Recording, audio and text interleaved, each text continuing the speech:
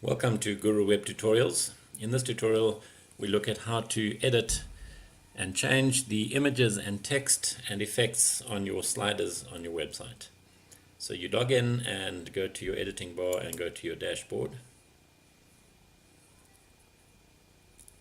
and scroll down all the way to the bottom and click on Slider Revolution. This will open up the Slider Revolution editing menu, and you can see we have two sliders on this website, one on the home page and one on the QMS page. We'll look at the home page one. So click on it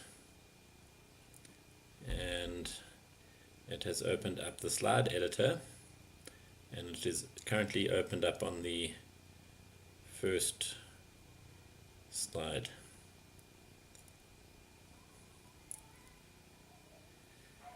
So if we want to change the image, so we currently have that image of the desert in the background. If we want to change that, we can scroll up a little bit and click change image over there, and you can either choose an existing image from your media library,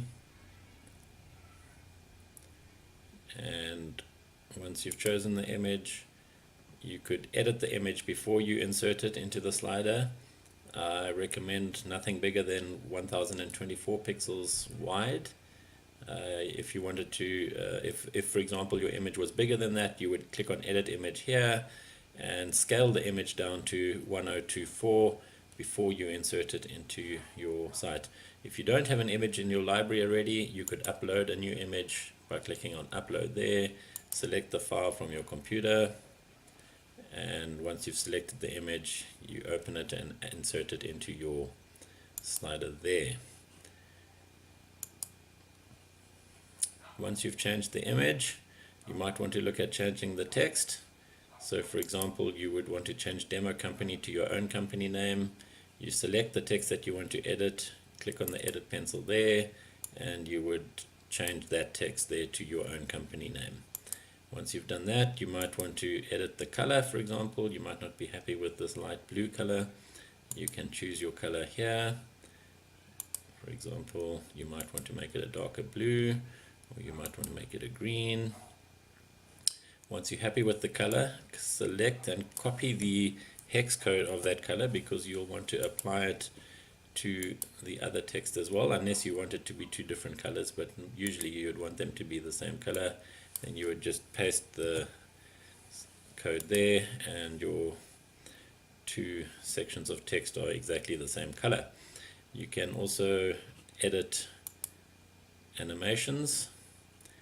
So if you click on the animation bar there, you can change it to a range of different animation effects there, and those are your incoming effects, outgoing effects there. And you can also change the timing of those effects to achieve different results. So there's a range of changes you can make to the look and layout. You want to change the size, for example. You select the text that you're wanting to edit and go back to the style section here. Let's say we wanted to make that bigger. Let's change that up to 50, and there we go. It's increased in size. And you can also change the boldness of the text by changing that. For example, if you wanted to make it bolder, you can do that, and so on. So to position it, you can either just click and drag it around wherever you want it to be on your website. Maybe you want it to be more on the center, or if you wanted to center it exactly, you just click on the center there. It's now centered, and you can change the horizontal. You can push it down to the bottom of your page if you wanted it. You can also use the X and Y axes here to specify an exact setting for your the positioning of your text. So if you're using it on more than one slide, you would want it to appear in exactly the same place on each slide, for example. So you could set a very specific value to your X and Y axis over there. So for example, we might want to make that 200 and 100 there, and that would then position it in that position. You can then drag the other, oops, you can also, let's just reset those, 200 and 100, and then this one here you would